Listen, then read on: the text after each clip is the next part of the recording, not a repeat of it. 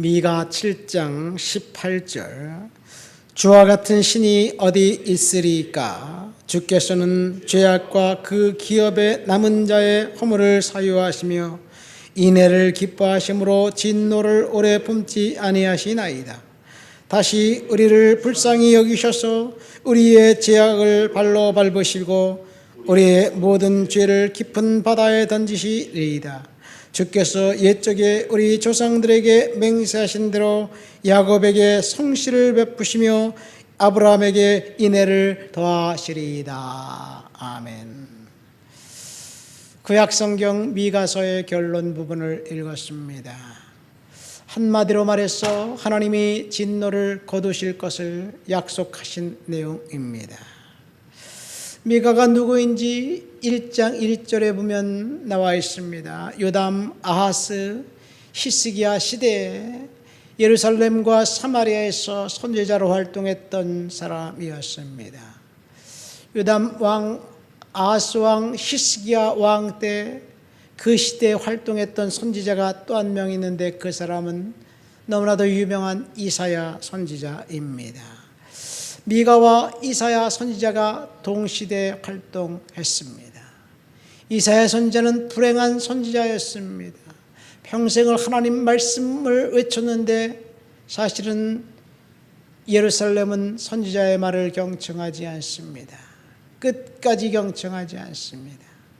그래서 이사야 선지자는 므낫세 때 순교당합니다. 미가 선지자는 그보다 일찍 이제 세상을 떠났지만 미가 선지자가 하나님의 말씀을 외쳐도 잠깐 히스기야 때 약 한 10년 정도 하나님 앞에 돌아온 적이 있습니다. 히스기야 왕 때 왜 하나님 앞에 돌아와서 믿음을 회복했느냐? 북왕국 이스라엘이 아수르에 의해서 멸망당했기 때문입니다. 아예 북왕국은 지상에서 사라졌습니다. 차제 아수르는 예루살렘을 침략하고 유다를 침략해 몇몇 성읍을 빼앗습니다.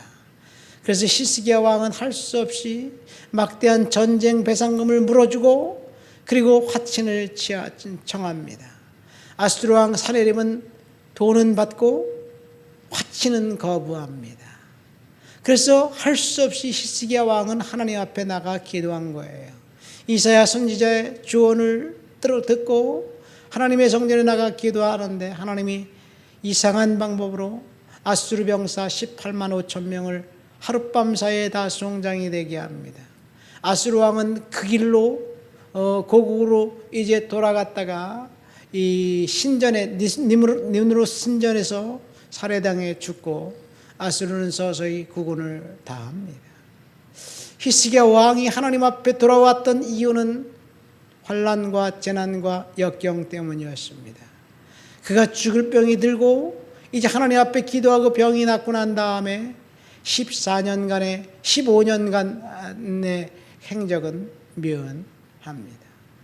히스기야 왕이 재위에 있은 지 29년이었는데 그가 병이 낫고 난 다음에 단 한 줄도 그의 그 행적에 대해서 기록하지 않아요. 그것은 뭐냐? 기록할 게 없다는 이야기죠. 하나님 앞에 믿음으로 잘 사는 게 아니라 그냥 평안하니까 그냥 그럭저럭 산 거예요. 그가 정말 하나님 앞에 경건하고 거룩하게 살았다면 그가 새로 병을 고침받고 난 다음에 태어난 아들 므낫세가 12살의 왕이 되었는데 그가 어떻게 그렇게 사악한 왕이 되겠어요? 그의 아버지 아하스는 인신제사에 심취했던 왕이었습니다. 아들은 더 사악했습니다. 그 중간에 낀 히스기야 왕은 환난과 전쟁 때문에 하나님 앞에 잠깐 믿음을 회복했지만 그도 역시 하나님을 거부하거나 멸시하지는 않았지만 예루살렘과 유다를 하나님을 믿는 신앙으로 회복시키기에 실패했다는 이야기입니다. 이 내용이 열왕기상 18장, 19장, 이사야 36장에서 37장에 나와 있습니다. 이것이 미가 선지자가 활동했을 당시의 유다의 참상입니다. 유다는 끝까지 하나님을 멸시했고 우상 숭배가 창궐했던 때였습니다. 히스기야 아버지 아스 때는 이제 그 인신 제사에 심취해서 그가 조금만 더 살았다면 히스기야조차도 살해당해 죽었을 것이 뻔합니다. 이런 시대에 미가 선지자가 피를 토하는 심정으로 하나님 앞에 이 메시지를 선포했는데 그것이 하나님이 심판하신다. 그러나 하나님의 구원은 남은 자들을 통해서 허락하신다는 내용입니다. 이 남은 자들을 통해서 구원하신다는 이야기가 미가 선지자의 메시지이고 이사야 선지자의 메시지이기도 합니다. 미가 시대의 특징은 미가 선지서의 특징은 유다가 뇌물에 의해서 철저히 조직적으로 정치적으로 썩어 들어가고 있다는 것을 지적합니다. 정치인이 뇌물을 받는 것은 그들은 원래 그런 사람들이니까 그렇다고 칩시다. 종교인들이 뇌물을 받는 건 어떻게 해석해야 되나요? 미가 시대의 특징이었어요. 정치인만 타락한 것이 아니라 종교인이 타락했습니다. 미가 3장에 보면 그들의 우두머리들은 뇌물을 위하여 재판하며 그들의 제사장들은 삭슬 위하여 교훈하며 선지자는 돈을 위하여서 점을 쳤다. 이것이 미가 시대의 특징입니다. 이 세상에서 가장 사악한 일은 종교의 타락입니다. 종교가 타락하면 사실은 그 부도덕이 바이러스처럼 독버섯처럼 전국에 퍼지는 거예요. 종교가 타락하면 그 나라는 그것은 망하게 되어 있습니다. 하나님 앞에 참회하고 눈물 흘리고 회개해야 될 종교인들이 그 뇌물을 받고 타락하자 하나님이 뭐라고 말씀하시느냐? 1년 된 송아지나 촌촌의 수양의 악취가 나는구나. 그렇게 이야기합니다. 사람아 주께서 선한 것이 무엇임을 내게 보이셨나니 여호와께서 내게 구하시는 것은 오직 정의를 행하며 인자를 사랑하며 겸손하게 내 하나님과 함께 행하는 것이 아니냐. 이것이 미가서 6장의 말씀입니다. 하나님이 요구하시는 것은 있는데 백성들은 하나님을 따르지 않았습니다. 왜 그래요? 종교가 타락했기 때문에 그렇습니다. 미가 7장에 가서는 메시지가 확실히 달라집니다. 유다를 이스라엘처럼 멸망으로 치닫게 될 것이지만 하나님께서 미래를 구원할 구원자 메시아를 보내주시겠다고 이야기하면서 우리가 미가서의 가장 잘 아는 내용 미가서 5장에 나온 베들레헴 에브라다야 너는 유다 족속 중에서 작을지라도 이 구절은 우리는 미가서를 통해서 딱 기억하는 구절 하나죠. 왜냐하면 미가서는 그 말씀만 우리가 설교를 들었기 때문에 그래요.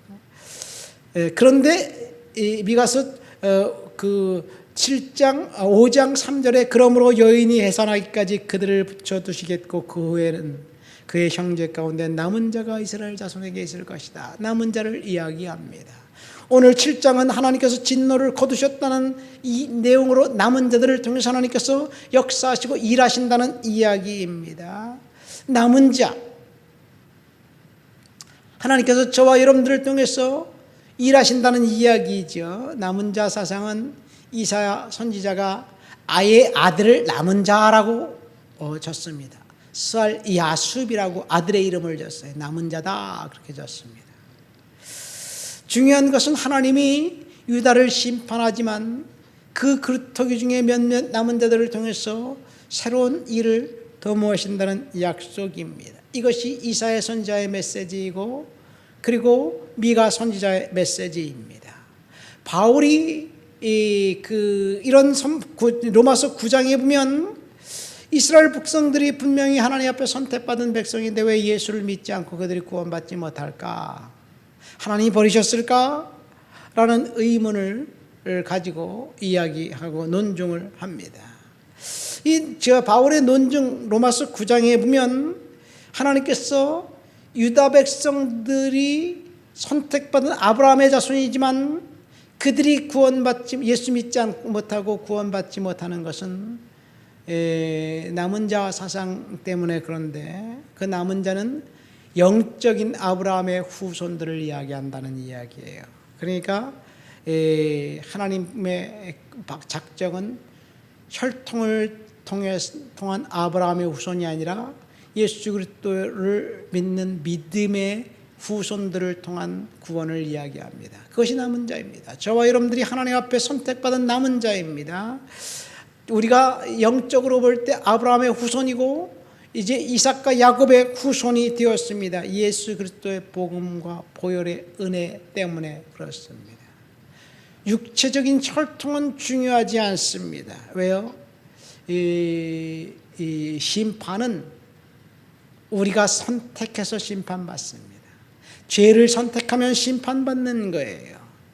그러나 은혜는 하나님의 일방적인 은혜입니다. 이것이 남은 자 사상에서 중요한 그 핵심입니다.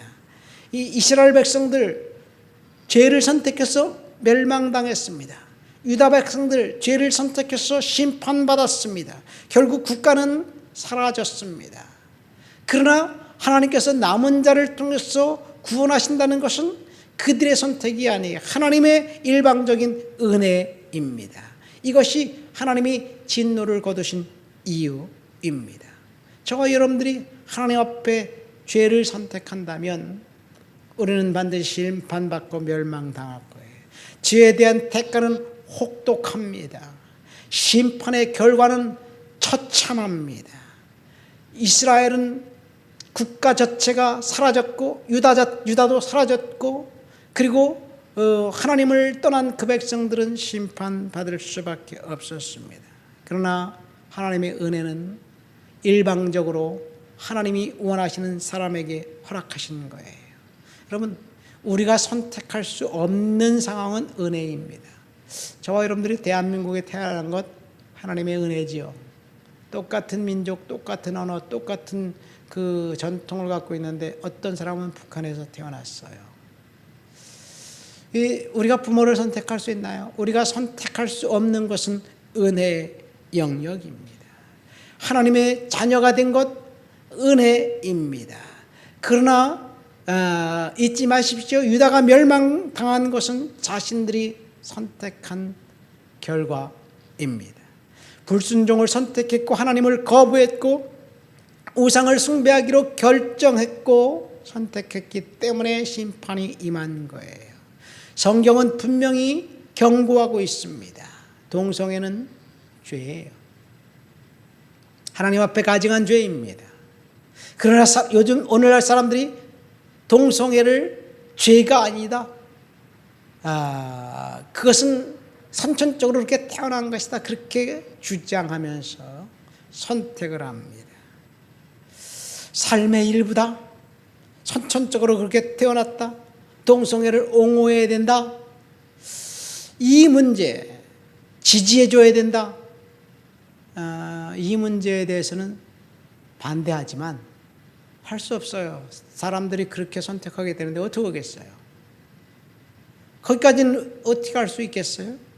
그러나 한 걸음 더 나가서 동성애를 하는 방법을 우리 자녀들에게 성교육 시간에 가르쳐야 된다. 이렇게 강력하게 주장하면서 동성애를 하라고 강요하는 것을 우리가 지지해 줘야 되나요? 결사반대해야만 합니다. 하나님의 말씀이 거부하고 있기 때문에 그럼에도 불구하고 그 사람들이 그것을 선택한다면 우리가 그것을 법적으로 선택한다면 그 심판은 혹독할 거예요.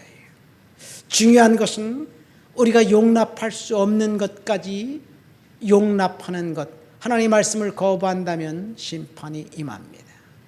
그래서 심판은 멸망이에요. 혹독한 거예요. 그렇지만 하나님은 남은 자들을 통해서 일방적인 은혜로 구원의 또 다른 은혜 역사가 일어날 줄 믿습니다. 저와 여러분들이 하나님 앞에 남은 자로서 우리가 정말 눈을 부릅뜨고 말씀의 은혜 가운데 올바로 서 있을 수 있도록 우리는 선택해야 될 줄 믿습니다. 하나님 아버지 감사합니다. 믿음으로 은혜로 우리를 하나님의 자녀 남은 자 삼아주셔서 감사합니다. 하나님이 심판이 혹독했지만 구원을 허락하신 은혜를 감사드립니다. 하나님이 진노를 거두셨음을 인하여 감사드립니다. 예수님의 이름으로 기도합니다. 아멘.